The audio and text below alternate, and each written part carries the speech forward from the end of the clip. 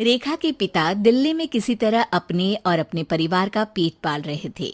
पर एक दिन, अरे रमेश, तुम्हारी बेटी के तो समझो भाग्य ही खुल गए।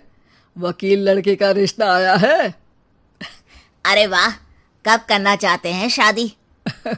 वो लोग तो जल्द से जल्द ही करेंगे। बाकी शाम को मैंने रेखा को देखने के लिए बुला लिया है। तेरा घर छोटा है तो तुम लोग मेरे घर ही आ जाना।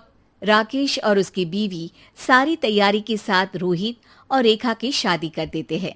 लेकिन अगले ही दिन, देखो रेखा, शादी भले ही हो गई है, लेकिन तुम ये मत सोचना कि मैं किसी जोरू के गुलाम टाइप रहूंगा। रेखा को रोहित की बात अजीब लगती है। मैं ये तो सोच भी नहीं सकती और ना ही चाहती हूँ, लेकिन शादी के अगले ही दिन इस तरह की बात की उम्मीद भी नहीं थी। रोहित रेखा के मुंह से ये बात सुनकर गुस्सा हो जाता है। अरे, काफी जबान भी चला लेती हो। माँ ने सिखाया नहीं कि पति से कैसे बात करते हैं? रेखा अब चुप रहने में ही भलाई समझती है। रेखा, जल्दी से नाश्ता तैयार कर लो। आज पहला दिन है, सारे काम तुम्हें समझा दूंगी। ये नौकरानी है जो तुम्हें बता देगी कि कैसे कैसे क्या करना है। फिर इसकी कल से छुट्टी है। रेखा भी ससुराल में जी जान लगाकर काम करने लगती है। खाली समय मिलता तो पति के वकालत की किताब उठाकर पढ़ने लगती। ये क्या, जब देखो तब पढ़ती रहती है।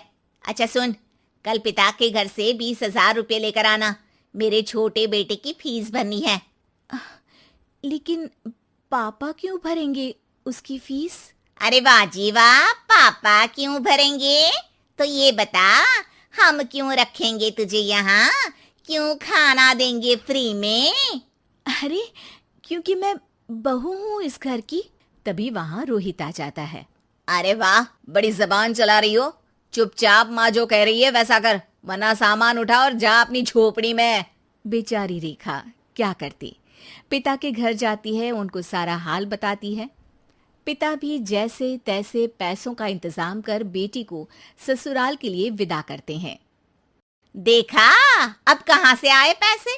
अरे बहुत माल है तुम लोगों के पास, बस सीधी उंगली से निकालते नहीं। नहीं नहीं माँ, पापा ने अपनी मोटरसाइकिल बेचकर पैसों का इंतजाम किया है। पता नहीं अब वो ऑफिस कैसे जाएंगे। अरे वाह भाई, ये भी हम सोचे। खैर, जैसे तैसे दिन बीतते हैं। रेखा जहाँ एक प्यारे से बेटे की माँ बनती है, तो वहीं उसका वकालत की किताब में ज्ञान और गहराता जाता है। हे भगवान, बुरे फंसे। ये केस तो लगता है कि मैं हार ही जाऊंगा। देखिए, मैंने आपकी इस केस की फाइल पढ़ी थी। इस केस को जीतना बहुत ही आसान है। वाह भाई वाह, यहाँ वकालत की डिग्री लेकर भी मैं समझ नहीं पा रहा हूँ, और तुमने रोटी बनाते बनाते ही केस समझ लिया। अरे जाओ जाओ, जाकर मुन्ने को संभालो। केस मैं संभालूंगा। ए लड़की सुन, जाकर अपने बाप के यहाँ से 3 लाख लेकर आ। पूरा घर फिर से बनाना है। छोटे की शादी करूंगी तो छोटी बहू को कहाँ रखूंगी? पूरा घर तो तूने घेर रखा है। ऐसा मत बोलिए माँ जी, पापा इतना पैसा कहाँ से लाएंगे?